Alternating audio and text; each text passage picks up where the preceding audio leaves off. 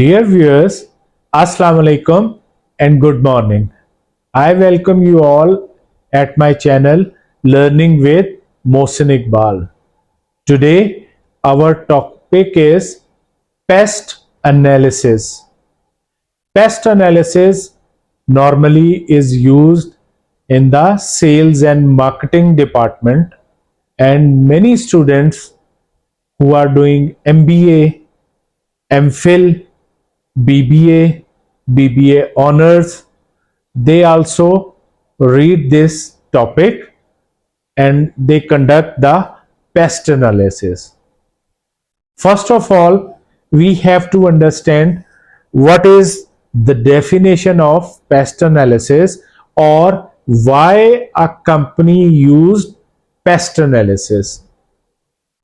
तो dear viewers, आप सबको ये याद रखना चाहिए कि paste is an abbreviation of political, economic, social and technology. और ये political, economic, social and technology जो फैक्टर्स हैं, ये किसी भी कंपनी के एक्सटर्नल एनवायरनमेंट में होते हैं और इसकी स्टडी किसी भी कंपनी को हेल्पफुल होती है कि एक्सटर्नल फैक्टर्स या ये फैक्टर्स देखते हुए किसी भी कंपनी को कितना इसका इफेक्ट आएगा या असर आएगा। ठीक है, तो अभी हम अलग-अलग पॉलिटिकल को डिस्कस करेंगे, इकोनॉमिक को, सोशल को, टेक्नोलॉजी को। लेकिन उससे पहले मैं आपसे शेयर करना चाहता हूं कि अब कुछ कंपनी पेस्ट से थोड़ा सा एडवांस भी एक जो है वो एनालिसिस करती हैं, जिसको वो नाम देती हैं पेस्टल का। स्पेलिंग है PESTLE।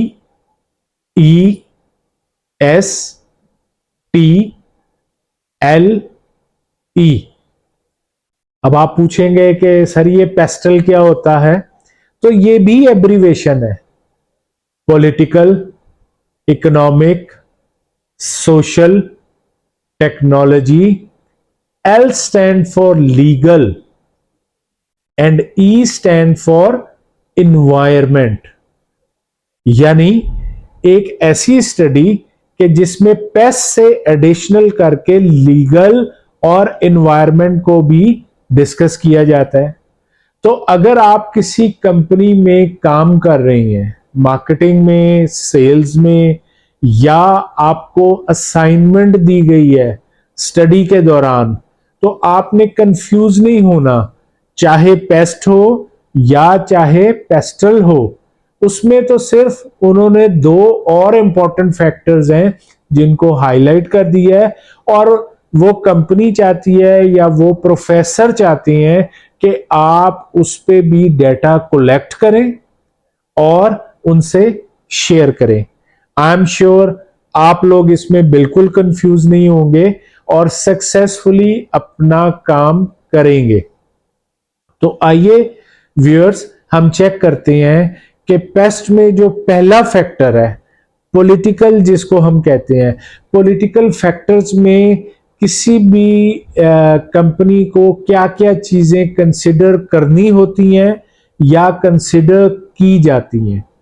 तो फर्स्ट ऑफ ऑल एक पॉइंट मैं आपसे शेयर करने लगा हूं, that is called government stability. किसी भी गवर्नमेंट की स्टेबिलिटी किसी भी कंट्री में बहुत ज्यादा इंपॉर्टेंस रखती है। क्या होता है कि जितनी गवर्नमेंट स्टेबल होगी उतने ही वहां का जो एनवायरनमेंट है वो बेहतर होगा किसी भी कंपनी के लिए कि वो परफॉर्म कर सके। अब मैं पाकिस्तान के हवाले से ही बात करता हूं। आपने नोट किया है कि पाकिस्तान में गवर्नमेंट की स्टेबिलिटी इज अ कंसर्न, जिसकी वजह से मल्टीनेशनल कंपनीज यहां पे आते हुए घबराती हैं, या वो बिजनेस शुरू करने से पहले जरूर ये पेस्ट एनालिसिस करती हैं और उनको एक एरिया ऑफ कंसर्न जो मिलता है वो गवर्नमेंट की स्टेबिलिटी मिलता है। ठीक है, तो इसको आपने जरूर पॉलिटिकल फैक्टर्स में कंसिडर करना है, और जब भी आप कोई रिपोर्ट बना रहे हो तो जरूर मेंशन करें। इसके अलावा सेकंड इंपॉर्टेंट फैक्टर आता है गवर्नमेंट पॉलिसीज। इसका मतलब है कि गवर्नमेंट की क्या पॉलिसीज हैं जो कि उस कंट्री में कैसे अडॉप्टेड हैं, और उसकी वजह से किसी भी कंपनी को क्या कंसिडर करना पड़ रहा है। क्या वो कंपनी ग्रोथ के फेज में जाती है, क्या वो कंपनी डिक्लाइन के फेज में जा रही है। तो जैसा कि मैं अभी रिसेंट पाकिस्तान की एग्जांपल आपसे शेयर करता हूं कि आपको पता लगा होगा कि शेल पाकिस्तान से अपना बिजनेस खत्म कर रही है। तो ये गवर्नमेंट की कुछ रूल्स हैं, स्टेबिलिटी है, पॉलिसी है। इसके अलावा आपको पता होगा कि एक ज़रई बैंक है, मैं नाम नहीं लेता, उसके बारे में आईएमएफ ने कहा है कि या तो आप इसको सेल आउट करें प्राइवेट सेक्टर को, अदरवाइज हम इन्हें खत्म कर देंगे। बिकॉज आईएमएफ से हमने लोन लिया हुआ है और हमें उनकी टर्म्स एंड कंडीशन को मानना पड़ेगा, और जितने सिक यूनिट्स हैं उसके बारे में जो भी डिसीजन वो करते हैं वो हमें फॉलो करने पड़ेंगे। इसके अलावा एक और बैंक है, मैं अगेन उसका नाम भी नहीं लेना चाहूंगा, जिसको कि पहले कोशिश की गई है कि सेल कर दिया जाए प्राइवेट सेक्टर को, लेकिन इतनी अच्छी ऑफर नहीं मिली, जिसके बाद शायद उसको gradually with in 2 to 3 months खत्म कर दिया जाएगा। इसी तरह अगर आप नोट डाउन करें कि डॉलर पहले कहां था और डॉलर की price in as compare to Pak rupees कहां है, तो जिसकी वजह से ये पॉलिटिकल फैक्टर जो हैं इफेक्ट दे रहे हैं। और क्या क्या पॉइंट्स हो सकते हैं मैं कुछ आपसे शेयर करता हूं, ताकि आप लोग जब कभी रिपोर्ट बनाएं तो इन्हें भी कंसिडर करें। ट्रेड पॉलिसीज, कि ट्रेड पॉलिसीज उस मुल्क में कैसी हैं, government rebate policies and government incentives. ठीक है, जैसा कि आपने सुना है कि गवर्नमेंट ऑफ पाकिस्तान ने कुछ अरसा पहले इकोनॉमिक जोन बनाए थे, और वहां पे जो है टैक्स फ्री इंडस्ट्रीज को उन्होंने कॉल किया था, तो उससे बेशुमार लोगों ने इंडस्ट्री लगाई कि उनको एग्जेम्पशन मिलेगी टैक्स की। तो ये भी एक पॉइंट होता है। उसके अलावा बहुत इंपॉर्टेंट एक और पॉइंट जो मैं शेयर करना चाहूंगा, that is called elections. Election politically किसी भी कंट्री में बहुत ज्यादा इम्पैक्ट करते हैं वहां के किसी भी इंडस्ट्री को। अगर तो इलेक्शन जैसा कि पाकिस्तान में आफ्टर एवरी 5 year है, लेकिन अनफॉर्चुनेटली अनस्टेबिलिटी ऑफ गवर्नमेंट जो है वो जब भी होता है तो बेशुमार एक्सपेंस होता है, खर्चा आता है, गवर्नमेंट के रिसोर्सेज यूज होते हैं, मैन पावर रिसोर्सेज यूज होते हैं। तो ये सब चीजें जो हैं बहुत इफेक्ट करती हैं हमारे बिजनेस पे। इसके अलावा corruption level, very important point. अगर आप किसी भी कंट्री में जाते हैं और वहां पे ये चीज देखते हैं कि करप्शन लेवल हाई है, तो शायद आप उस जगह पे शायद काम करना पसंद ना करें। बिकॉज आपको पता होगा कि हर लेवल पे मुझे कुछ ना कुछ किसी ना किसी को देना पड़ेगा। तो पॉलिटिकल फैक्टर्स में ये चीज भी बड़ी इंपॉर्टेंट है। उसके बाद आता है सिक्योरिटी पॉलिसीज, कि उस कंपनी में अगर आपके पास फॉरेन एक्सपर्ट्स हैं, जैसा कि पाकिस्तान में बेशुमार चाइनीज कंपनीज काम कर रही हैं और मल्टीनेशनल्स काम कर रही हैं, तो अब आपको नॉलेज होगा कि वो लोग अपने ऑफिसेस को या तो वो दुबई में ट्रांसफर कर रही हैं, या साउथ एशियन कंट्रीज में उनके जो हैं वो ऑफिसेज जा रहे हैं। थाईलैंड को एज ए सब ऑफिस बनाया जा रहा है एशियन कंट्रीज में। दुबई को एक ऑफिस बनाया जा रहा है। क्यों? क्योंकि यहाँ पे जो आप एक्सपर्ट्स को डील करते हैं, एक्सपर्ट्स मींस फॉरेनर्स, तो वो उनके लिए security is always a concern. मैं बेशुमार मल्टीनेशनल में कंपनीज में रहा हूं और जहां भी मुझे एक्सपर्ट से या फॉरेनर से डील करना पड़ता था, चाहे वो अमेरिकन हो, चाहे वो जर्मन हो, चाहे वो चाइनीज हो या वो जापानीज हो, तो मुझे हमेशा पुलिस डिपार्टमेंट, आईएसआई और इन सब लोगों से इन टच रहना पड़ता था, सो दैट हमारे जितने भी फॉरेनर्स हैं वो सेव रहें। ठीक है, तो ये बड़ा इंपॉर्टेंट है। आखिरी पॉइंट भी मैं आपसे शेयर करना चाहता हूं कि इमिग्रेशन पॉलिसीज भी जो है पॉलिटिकली वो बहुत इफेक्ट करती हैं। जैसा कि आपने आजकल पाकिस्तान में लफ्ज सुना हुआ है ब्रेन ड्रेन। अब ये ब्रेन ड्रेन क्या होता है? देखें, हमारे जो आप कह लीजिए कि डेवलप्ड कंट्रीज हैं वो इतनी अच्छी अपॉर्चुनिटीज दे रही हैं कि पॉलिटिकली गवर्नमेंट ऑफ पाकिस्तान में शायद वो स्टेबिलिटी या हालात इतने अच्छे नहीं हैं कि लोग पाकिस्तान छोड़ के बाहर के मुल्कों में जा रहे हैं। देखें, कनाडा में इमिग्रेशन ओपन है, ऑस्ट्रेलिया में इमिग्रेशन ओपन है, और ऑस्ट्रेलिया तो इंजीनियर्स को काफी ज्यादा वो अट्रैक्ट कर रहा है। इसी तरह कैनेडियन भी अट्रैक्ट कर रहे हैं। जर्मनी ने इमिग्रेशन ओपन की हुई है, फिनलैंड ने इमिग्रेशन ओपन की है, जापान में ग्रोथ रेट या बर्थ रेट माइनस में है तो लोग वहां भी जा रहे हैं, स्वीडन में जा रहे हैं, लक्समबर्ग में जा रहे हैं। यानी यूरोप या शेंजन कंट्रीज में टेक्निकल स्किल्स के लोगों की बहुत ज्यादा जरूरत है, तो बेशुमार लोग वहां जा रहे हैं।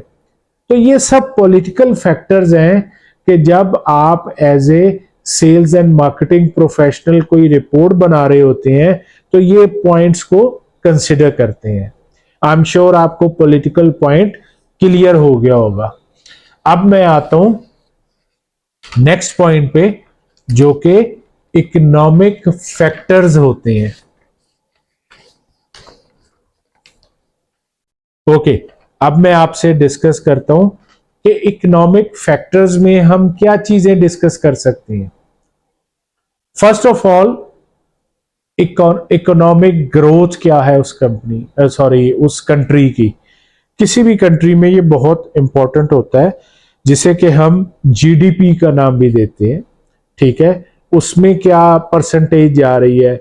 इसके अलावा किसी भी कंट्री में इन्फ्लेशन रेट क्या है। आपको एग्जाम्पल पता है श्रीलंका की, कैसे वो कोलैप्स कर गया और इन्फ्लेशन रेट कहां चला गया। पाकिस्तान नो डाउट आपके पास इसकी भी एग्जाम्पल है, और यहां पे डे बाय डे इन्फ्लेशन बढ़ रहा है। इन्फ्लेशन होता क्या है कि जो डेली यूज की चीजें जो कि हर आम इंसान या वहां की आवाम ने लेनी होती हैं, वो उनकी पहुंच से ज्यादा उनकी कीमत हो जाती है, महंगी हो जाती है। ठीक है, तो इन फैक्टर्स को देखना होता है। फर्ज करें कि अगर आपको, अब जैसा कि आप अभी आईफोन 15 लॉन्च हुआ है, तो पाकिस्तान में अगर आप देखेंगे तो वो 8 लाख रुपए में भी जब ये लॉन्च हुआ था तो ये मिल रहा था। जबकि इसी की प्राइस जब आप दुबई में देखेंगे तो यूएई में जो है आईफोन 15 की प्राइस टोटली डिफरेंट होगी।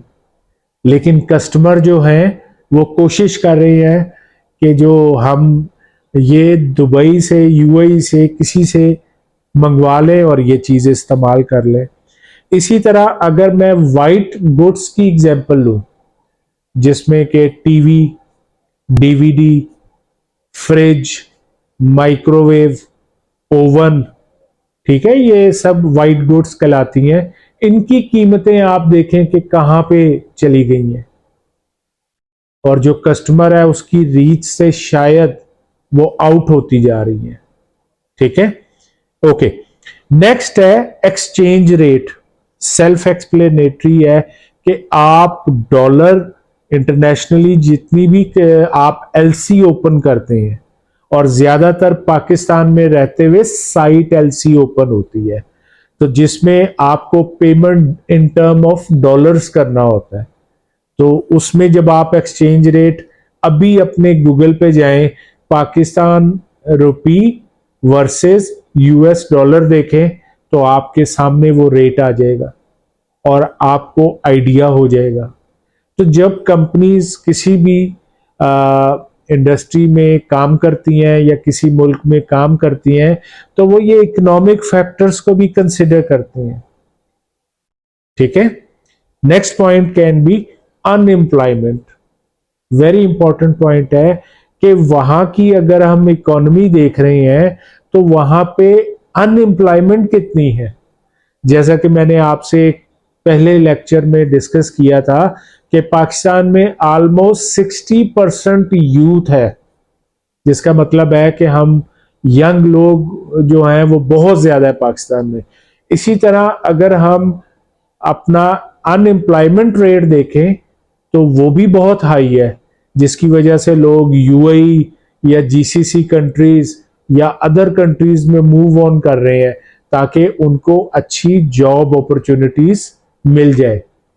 मैंने जीसीसी कंट्रीज और यूएई में जॉब के हवाले से एक सेपरेट वीडियो बनाई थी फॉर यंग पीपल, यूथ के लिए। अगर कोई इंटरेस्टेड हो तो मेरे वो जाके चैनल पे तो वो वीडियो भी देख सकता है और अपनी लर्निंग को इन्हांस कर सकते हैं। इसके अलावा आता है कि कंज्यूमर कॉन्फिडेंस, कि कंज्यूमर कॉन्फिडेंस कैसा है किसी भी प्रोडक्ट पे। अब इसकी एग्जांपल मैं आपको वाटर से देता हूं। आप लेट्स सपोज पीने के लिए एक बोतल खरीदते हैं पानी की, लेकिन उस पे सिर्फ लिखा होता है वाटर, तो आप डाउट में होंगे कि मैं ये क्यों खरीदूं, पता नहीं इसका स्टैंडर्ड क्या है, और पता नहीं पाकिस्तानी कंपनी है या नहीं है।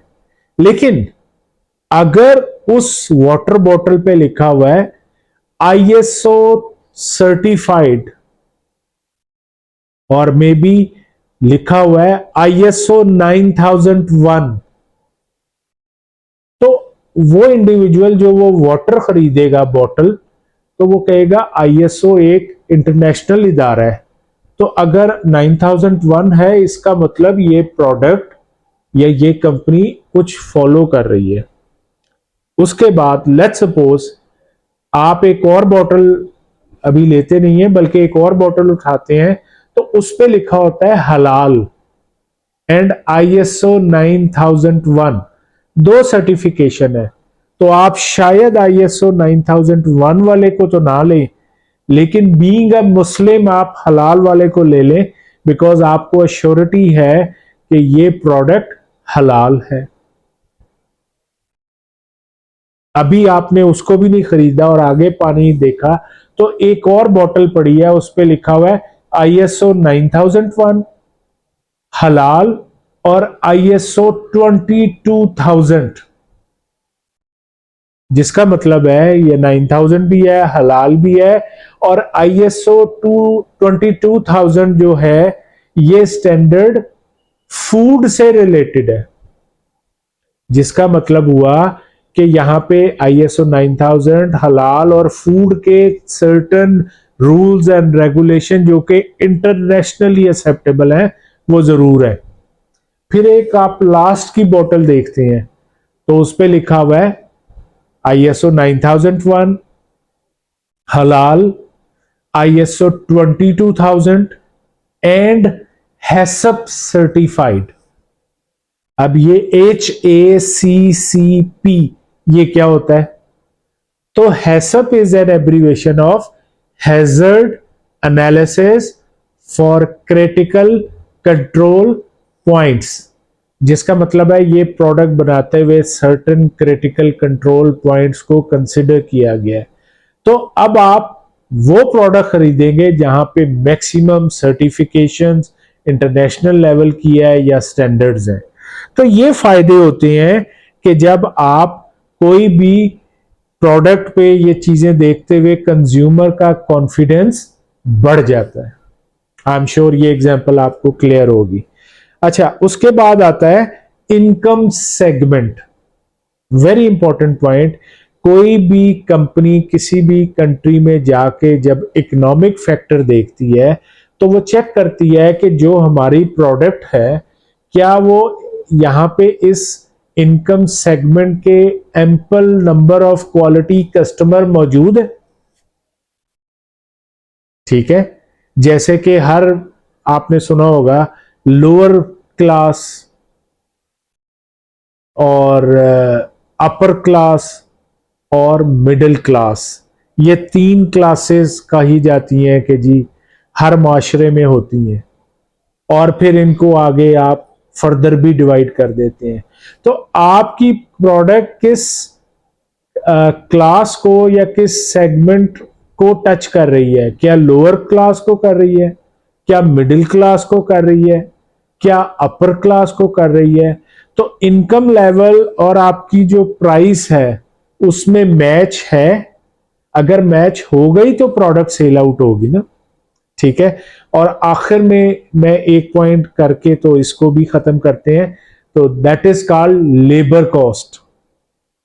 Labour cost is very very important. आपने सुना है कि अक्सर प्रोडक्ट्स चाइना में बनती हैं।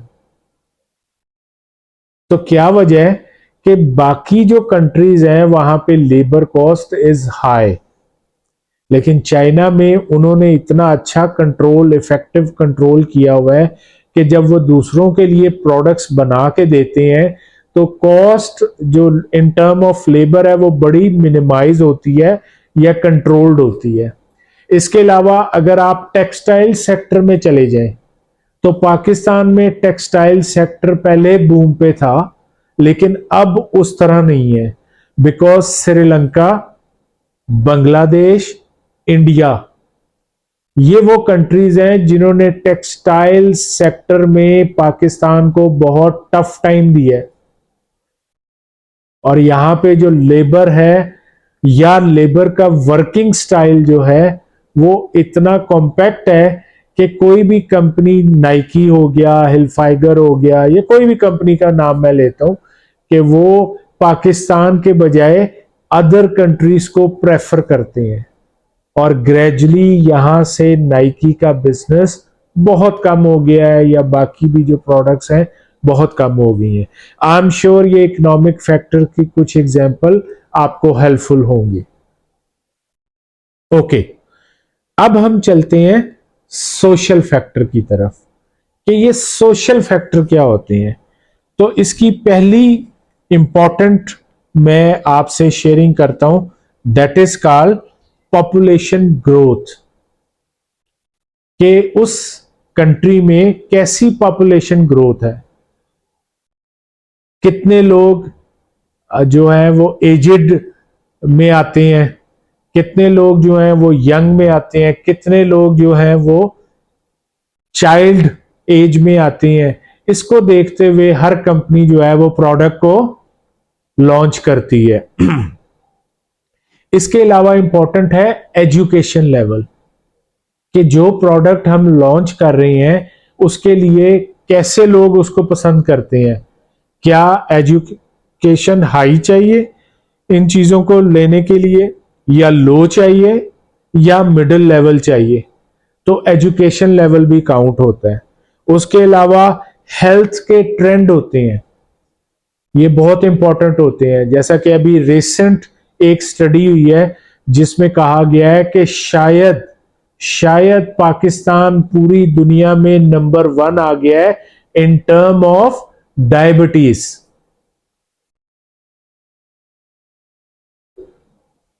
अब क्या है कि ये एक हेल्थ का ट्रेंड बता रहा है। तो बेशुमार मेडिकल की, फार्मास्यूटिकल की कंपनीज हैं जो डायबिटीज से रिलेटेड वो अट्रैक्ट हो रही हैं टुवर्ड्स पाकिस्तान, ताकि वो यहाँ पे अगर इंसुलिन है वो या जितनी डायबिटीज रिलेटेड प्रोडक्ट्स हैं वो सारी यहाँ पे सेल आउट कर सकें या फायदा ले सकें। इसके अलावा और आ सकता है कल्चरल डाइवर्सिटी, कि कितनी कल्चरल डाइवर्सिटी है किसी भी कंट्री में और आप उसके मुताबिक जो है एक्टिविटीज करते हैं। मैं अभी आपसे शेयर करता हूं कि आपने देखा होगा कि एक मल्टीनेशनल कंपनी है एफएमसीजी में या रेस्टोरेंट बिजनेस में कहूंगा, मैकडॉनल्ड्स।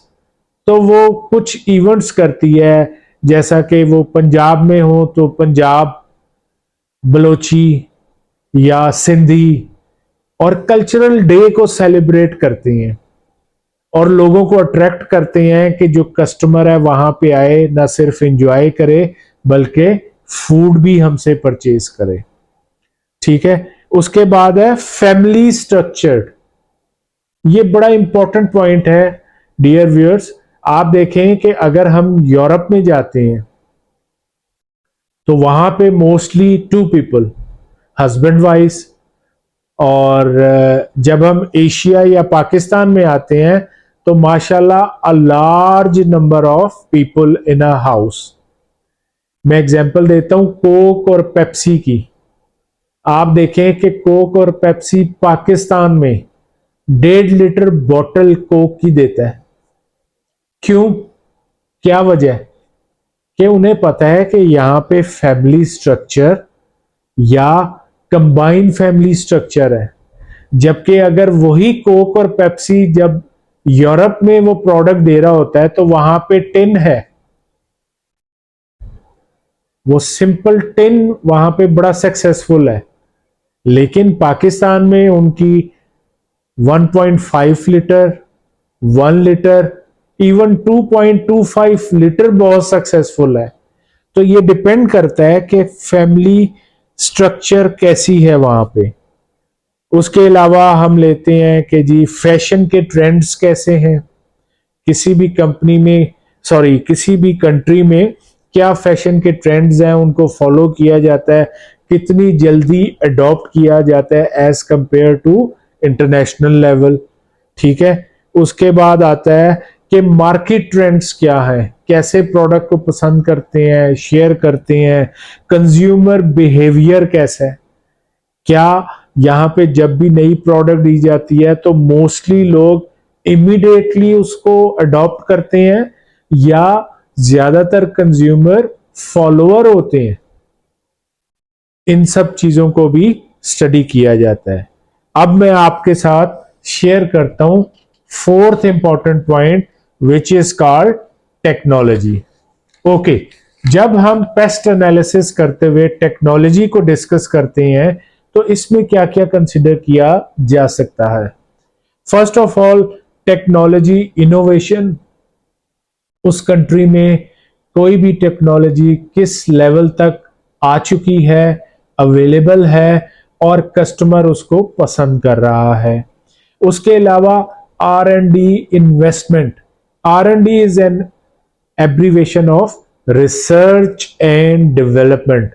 अक्सर मल्टीनेशनल कंपनीज क्या करती हैं कि वहां पे जिस भी कंट्री में वो जाते हैं वहां पे कुछ रिसर्च करते हैं, कुछ डेवलप करते हैं, तो उसके लिए सर्टेन बजट्स होते हैं उनके पास, और वो इन्वेस्ट करके वो लोगों को उनके स्टाइल को चेक करते हैं और अपने जो टारगेट कस्टमर हैं उनको अट्रैक्ट करते हैं। इसी तरह आता है इमर्जिंग टेक्नोलॉजीज के लेटेस्ट इमर्जिंग टेक्नोलॉजीज क्या है। जैसा कि कभी 4G चलता था लेकिन अब पाकिस्तान में 5G अवेलेबल है। और अगर मैं पूरे वर्ल्ड वाइड की बात करूं तो इस वक्त AI, आर्टिफिशियल इंटेलिजेंस बहुत इंपॉर्टेंट है। ठीक है। आप देखेंगे कि हर इंडिविजुअल, हर प्रोफेशनल AI पे काम कर रहा है।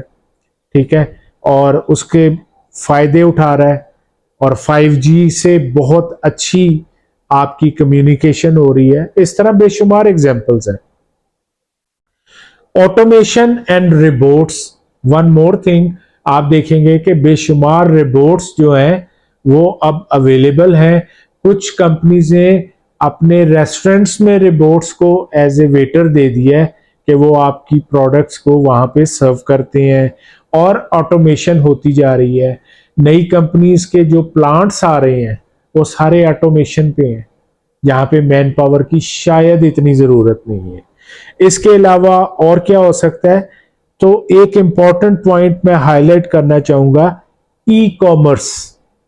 आप देखें कि जब से कोरोना आया तो बहुत ज्यादा बूस्टअप हुआ ई कॉमर्स, नई नई कंपनीज आई, और वो कंपनी जो कभी ई कॉमर्स पे गई ही नहीं थी, उन्होंने ई कॉमर्स में अपना स्टाफ रखा और अपनी सेल्स को डबल ट्रिपल तक ले गए।